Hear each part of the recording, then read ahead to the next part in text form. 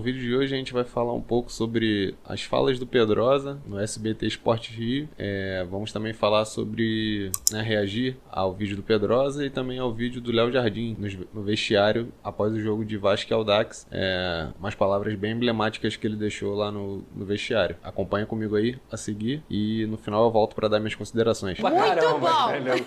Mas obrigado aí pelo elogio, obrigado a todo mundo que acompanhou na tela do SBT. Infelizmente o jogo não foi tão bom para quem assistiu, né? A nossa equipe maravilhosa, mas dentro de campo o Vasco da Gama fez uma partida muito ruim, muito abaixo do esperado. E eu digo isso, gente, que a gente entende que é início de temporada e tudo mais. Só que a gente está falando de um adversário que não conseguiu fazer um gol no Campeonato Carioca ainda. A gente está falando de um adversário que tem menos 11 de saldo. São 0 gols feitos e menos 11 com esse gol que o Vasco acabou fazendo no Audax. Então a produção do Vasco ontem foi muito criativa, o Vasco criou demais, só que é o mesmo problema que eu venho falando aqui desde o início do ano. O sistema defensivo do Vasco está formado, é um bom sistema defensivo. Mas do meio para frente, a equipe do Vasco piorou em relação a 2023. É uma equipe pior, que sem Verratti e sem Payet mostra pouquíssima criatividade do meio para frente, mostra uma falta de pontaria enorme, uma falta de material humano, falta de talento. Aí eu vi algumas pessoas ontem, Pedro, você está criticando demais. Tô criticando agora, Fernando. Sabe por quê? Se eu não criticar agora, vai chegar lá no Campeonato Brasileiro, sabe o que vai acontecer com o Vasco? O Vasco vai brigar para não cair de novo. E o pior, o Vasco tem uma oportunidade nessa temporada de ter um grande técnico na mão. Só que se você não der material humano para ele, ele não vai conseguir desempenhar o que ele sabe. Porque não adianta. Ele treina, o Vasco é bem organizado, o Vasco é taticamente muito bem postado dentro de campo. Só que aí, na hora de fazer o gol, na hora de finalizar, na hora de conseguir converter essas chances, não consegue. Eu tive pena do Lucas Piton ontem. Ele gerou pelo menos uns 5, 6 oportunidades para os jogadores do Vasco e isso não aconteceu. Então assim, eu vou falar de novo. Falta muito reforço para o Vasco da Gama, falta muito jogador no setor ofensivo e a culpa ontem, novamente, eu vi gente criticando o Ryan, não é culpa do Ryan. O Ryan não é centroavante, o Ryan tem 17 anos, o Ryan é ponta direita. Se ele tá jogando é porque não tem reserva para ele. Se a gente viu o Vasco empilhando e empilhando chances, perdendo, é porque não tem jogadores de qualidade na frente. Então a culpa é da diretoria que não conseguiu resolver esse problema. E isso me chamou muita atenção, além dos belos cruzamentos do Piton e os belos comentários de Lucas Pedrosa, Rafa Melo, me chamou também a atenção o caminhão de gols que o Vasco perdeu. Mas vocês sabem como eu tenho a preocupação dos meninos da base, a forma precoce com que eles sobem e às vezes resolvendo um problema que não é deles, que é o caso desse menino Ryan. Né? Porque o Verratti está com a costela machucada, hoje ele não tem nenhum reserva imediato, né? E aí sobra para o menino, que é novo demais, que não joga por ali, como o Pedrosa já destacou. E como a gente cobra um menino desse, Rafa? Não dá para cobrar. Não dá, a pressão não pode ser desse jeito. É claro que ele é jogador de futebol e tem que saber administrar isso, mas é um garoto muito novo. É verdade, Fernandinha. E a transição ela tem que ser muito perfeita para não acabar com uma carreira que nem começou. Ele está fazendo a transição da base para os profissionais. Ontem eu vi um Vasco muito melhor, com o triplo de chutes em relação ao Audax, com o dobro de posse de bola, mas sem eficiência. Acho que faltou eficiência ao time do Vasco. Aliás, com toda essa superioridade em relação ao último colocado, isso evidencia uma urgência na busca de reforços, principalmente do setor ofensivo do Vasco. É aquilo que o Pedrosa vem falando. O elenco do Vasco em relação ao ano passado é mais enfraquecido. O Vasco precisa contratar. E está aí negociando, né, com o Pedro Henrique do Internacional, o Breno Lopes do Palmeiras, enfim. Agora, eu acho que o que dá para ficar de ponto positivo para o torcedor do Vasco, Pedrosa, foi a estreia do Galdames. E ele acertou ótimos cruzamentos, deu bons passes. É claro que não dá para a gente tirar ainda o Audax como parâmetro. É bom a gente aguardar a sequência da temporada. Mas não sentiu nada, jogou legal, né? Sim, sem dúvida. Eu acho que foi uma boa estreia do Galdames, foi o melhor jogador do Vasco no primeiro tempo, mas como você bem destacou, o Audax você não consegue ter parâmetro de nada. Inclusive, se o Audax fosse uma equipe um pouquinho melhor, o Vasco poderia não ter saído com a vitória dentro da Arena da Amazônia. Então eu destaco mas não aqui, por falta de qualidade, mas por falta de efetividade em gol. Efetividade. Que perdeu muito. Eu fiquei impressionada. com o tanto de gol que perdeu. É absurdo, pô. E aí, num jogo de Série A, a chance de você ganhar um jogo perdendo tantas oportunidades assim verdade. é zero. O Vasco não conseguiria vencer um jogo se você tivesse um adversário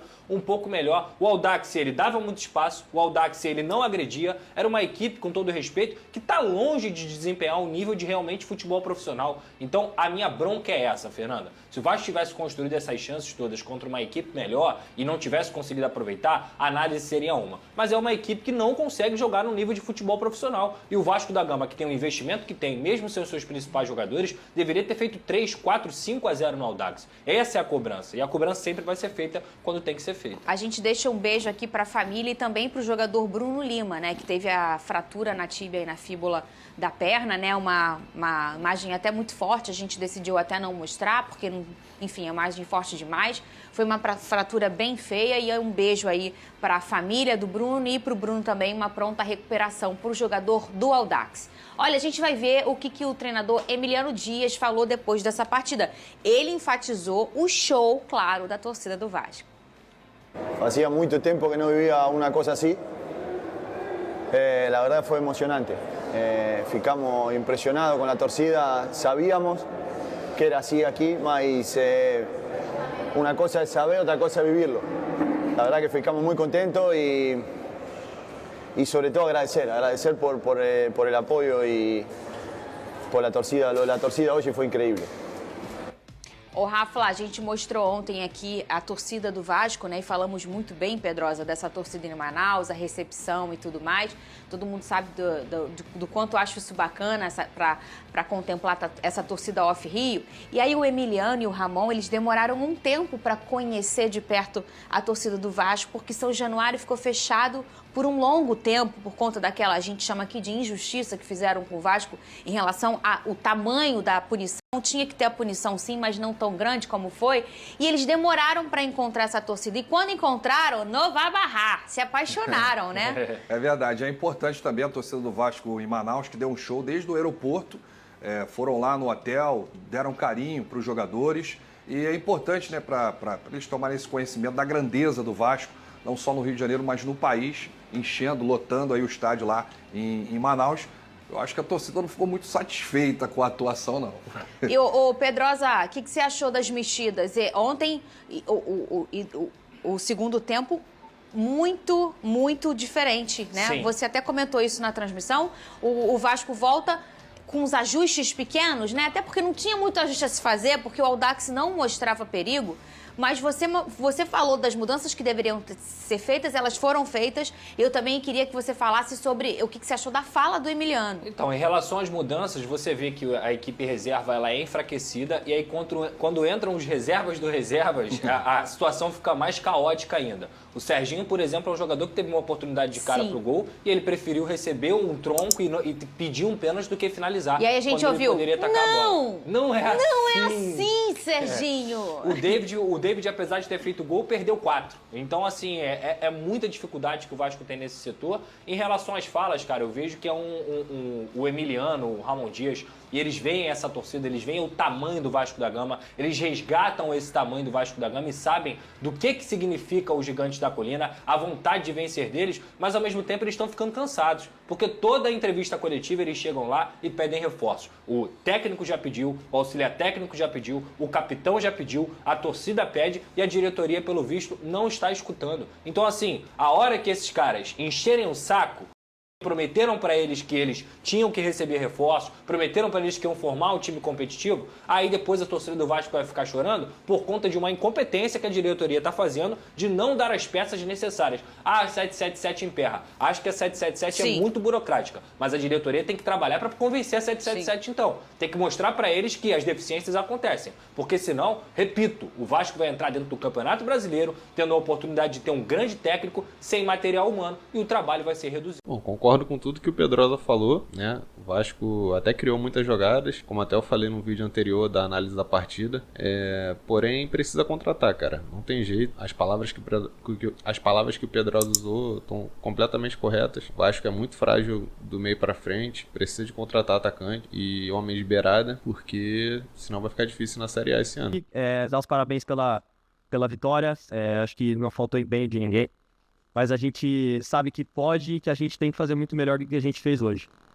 O campeonato é longo, o ano é longo, e acho que o mais importante de tudo é que nós estejamos todos juntos, e o mais importante é que a gente possa permanecer perto do grupo, se ajudar, e cada um ter dentro da sua cabeça o que pode fazer, o que pode melhorar, e que continuar trabalhando, que a gente vai crescer muito, vai ter muita coisa boa esse ano. Parabéns aí pela vitória. Parece que nem um goleirão do Vasco ficou satisfeito aí totalmente com a partida que o clube apresentou contra o Audax, né? Pra quem será que foi essas falas aí do Léo Jardim?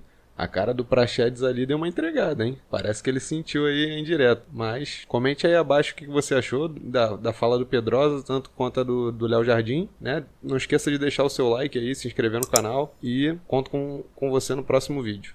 Até o próximo.